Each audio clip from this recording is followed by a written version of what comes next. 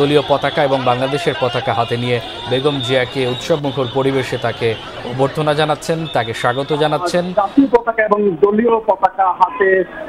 নিয়ে তারা তাদের প্রিয় নেত্রী সাবেক প্রধানমন্ত্রী বেগম খালেদা জিয়াকে স্বাগত জানানোর জন্য, বরণ করার জন্য রয়েছেন। একই সাথে শুধু বেগম খালেদা জিয়াই যে আজকে এখানে রয়েছেন, একই সাথে শুধু বেগম খালেদা জিয়াই যে আজকে এখানে মূল আকর্ষণ বা মূল আগ্রহ সেটি কিন্তু নয়। আজকে একটু ভিন্ন রকম একটি কর্মসূচি, সেটি হচ্ছে যে বিএনপি চেয়ারপারসন বেগম খালেদা জিয়ার বড় ছেলে বিএনপির ভারপ্রাপ্ত চেয়ারম্যান তারেক রহমানের সহধর্মিণী ডাক্তার জোবাইদা রহমান, তিনি 17 বছর পরে দেশের মাটিতে ফিরছেন, এই দেশে আসছেন। এবং 17 বছর আগে তিনি যখন 2008 সালে এই ঢাকা থেকে যুক্তরাজ্যে তার স্বামী তারেক রহমানকে নিয়ে চিকিৎসার জন্য যখন গিয়েছিলেন, তখনকার যেই পরিস্থিতি ছিল, তখন একেবারে একটি ভারাক্রান্ত বা আবেগঘন পরিবেশের মধ্য দিয়ে তখন তারেক রহমান খুবই অসুস্থ ছিলেন। তিনি তখন কাতরাচ্ছিলেন অ্যাম্বুলেন্সে করে। তাকে যখন নেওয়া হয় বিমানবন্দরে, সেই সময়ে ডাক্তার জোবাইদা রহমান ছিলেন এবং তাদের মেয়ে জাইমা রহমান, যিনি এখন ব্যারিস্টার হয়েছেন এবং তিনি যুক্তরাজ্যে প্র্যাকটিস করছেন। তারেক রহমান এবং জোবাইদা রহমান তারা যখন লন্ডন যান, তারপরে কিন্তু এখনো 17 বছর পরে জোবাইদা রহমান দেশে আসছেন। এবং আজকে এই দেশে আসা, এবং তিনি কিন্তু এই প্রথমবারের মতো এই 6000 কিলোমিটার দূরত্বে তারেক রহমান এবং জোবাইদা রহমান তাদের দাম্পত্য জীবনের এই প্রথমবারের মতো তাদের এত দূরে তারা অবস্থান করছেন, যেটি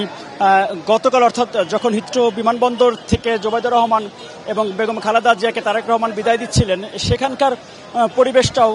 একটি আবেগঘন পরিবেশ, একটি পারিবারিক বন্ধনের মধ্যে যেই আবেগ অনুভূতিগুলো সেখানে প্রকাশ পাচ্ছিল, যেই বিষয়গুলো নিয়েও গণমাধ্যম এবং সামাজিক যোগাযোগ মাধ্যমে ব্যাপক আলোচনা হচ্ছিল বা সেই বিষয়গুলো খুবই গুরুত্ব পাচ্ছিল। আমরা যেটি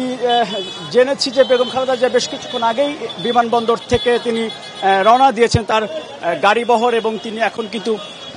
তার যে গুলশানের বাসভবন ফিরোজার উদ্দেশ্যে তিনি রওনা দিয়েছেন। তবে রাস্তায় যেহেতু বিপুল সংখ্যক নেতা কর্মী এবং এই জায়গাটিতে রাস্তায় যেহেতু সংস্কার কাজ হচ্ছে,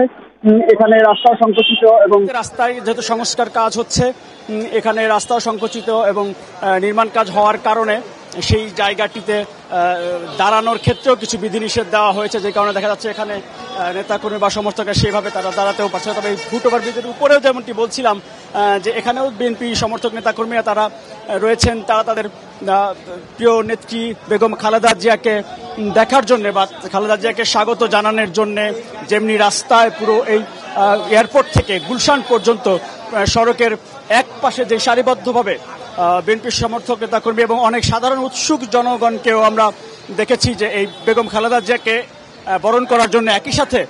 ডাক্তার জোবাইদা রহমান, যিনি 17 বছর পর দেশে আসছেন, তাকেও স্বাগত জানানোর জন্য একটু বাড়তি উৎসাহ আগ্রহ নিয়ে তারা অপেক্ষা করছেন এই বিমানবন্দর সড়কে। এবং এখন যেটি দেখা যাচ্ছে যে এই জায়গাটিতে যেহেতু বলছিলাম যেখানে যে সংস্কার কাজ চলছে রাস্তার এক পাশে, এই কারণে এখানে কিছু দাঁড়ানোর ক্ষেত্রে কিছুটা বিধিনিষেধ আছে আইন শৃঙ্খলা রক্ষাকারী বাহিনীর কাছ থেকে, যে কারণে এই জায়গা থেকে সরে গিয়ে যাচ্ছে। আমরা একটু জানি জুড়ে একটু দেখানোর চেষ্টা করি যে কুড়িল যেই বিশ্ব রোডের যেই ফ্লাইওভার যেটিকে বলা হয়, সেই জায়গাটিতে মূলত ওইখানে মানুষের জটলা এতটাই বেশি যে ওই এলাকায় পুরো একেবারে মানুষের জনসমাগম এতটাই বেশি যে সেখানে কিন্তু দেখা যাচ্ছে যে মানুষ রয়েছে। কিন্তু বেগম খালেদা জিয়ার গাড়িবহর যদিও এখন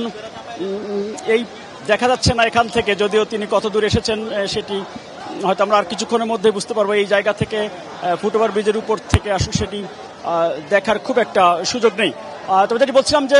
বেগম খালেদা জিয়ার সাথে তার দুই পুত্রবধূ ডাক্তার জোবাইদা রহমান তারেক রহমানের সহধর্মিণী এবং ছোট ছেলে প্রয়াত আরাফাত রহমান কোকোর স্ত্রী, তিনিও রয়েছেন। একই সাথে বিএনপি স্থায়ী কমিটির সদস্য বেগম খালেদা জিয়ার যে ব্যক্তিগত চিকিৎসক ডাক্তার এজেডএম জাহিদ হোসেন সহ ওনার ব্যক্তিগত কর্মকর্তা এবং যুক্তরাজ্য বিএনপির নেতৃবৃন্দ, তারাও বেগম খালেদা জিয়ার সাথে তার যে এয়ার অ্যাম্বুলেন্স, সেই এয়ার অ্যাম্বুলেন্সে তারাও এখানে ঢাকায় এসেছেন এবং তারা এই বেগম খালেদা জিয়ার গাড়িবহরের সাথে তারা গুলশানের বাসভবনের উদ্দেশ্যে